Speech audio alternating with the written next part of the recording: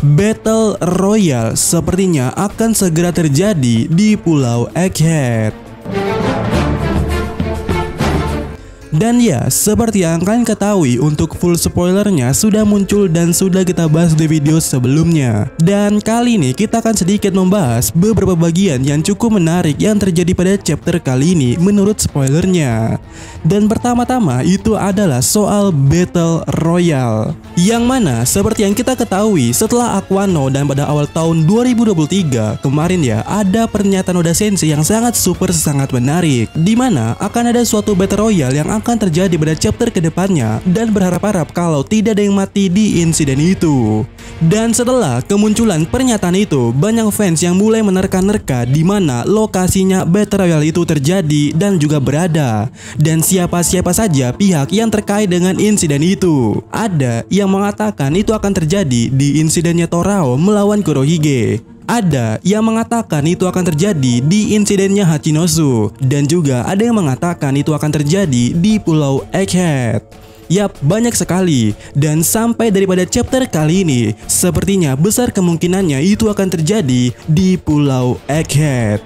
Karena apa? Karena ada satu pihak yang telah menerjunkan segerombolan kapal yang sangat besar, yaitu Marine, di mana ya diketahui ada lebih daripada 1000 kapal yang telah meluncur untuk pergi ke Pulau Egghead.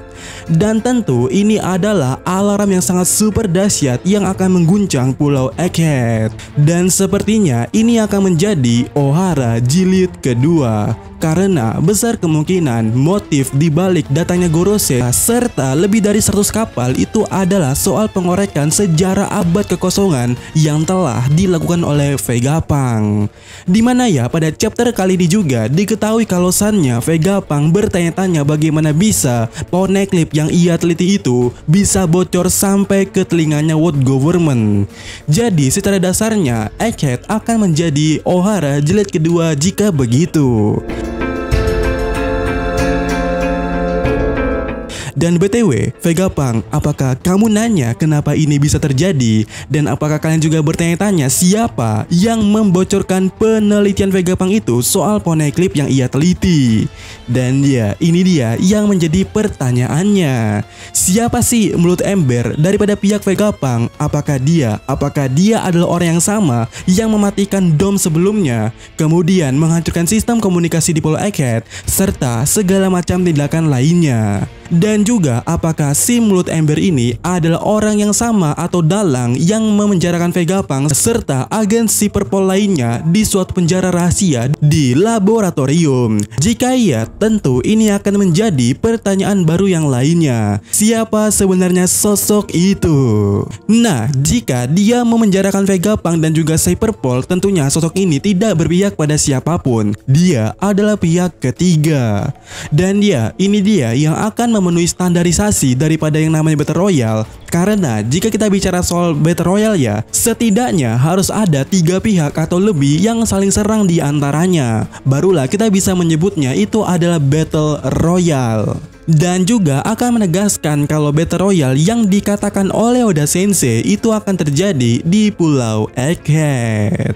Yang mana 3 pihak itu adalah Mugiwara Ichime and the Gang, kemudian World Government, dan sosok misterius ini, dan juga sosok pengkhianat lainnya. Dan ya, bagaimana menurut kalian?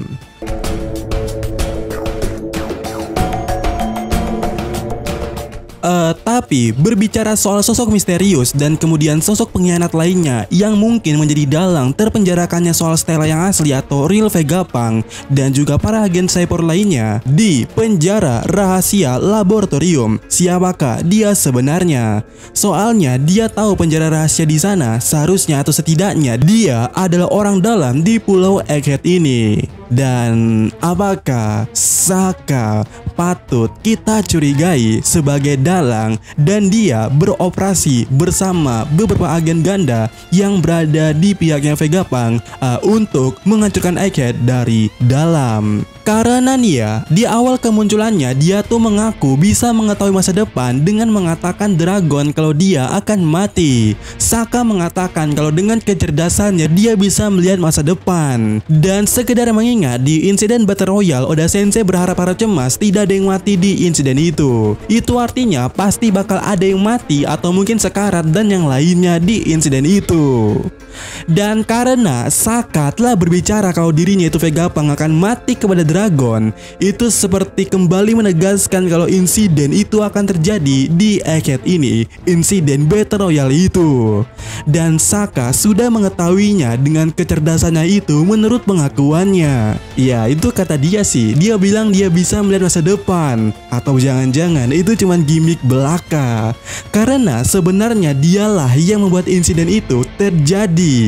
Dia tahu dirinya itu Vegapunk akan mati karena Sakala yang membocorkan ke World Government. Tapi ini cuma kecurigaan saja ya. Ya jangan-jangan kita curiga aja. Selain itu juga, jika kita bicara soal Saka ya, Saka mengaku bisa mengetahui masa depan. Tetapi masa dia nggak tahu kalau Seraphim mulai nyerang laboratorium dan pakai acara kaget lagi pula anjay.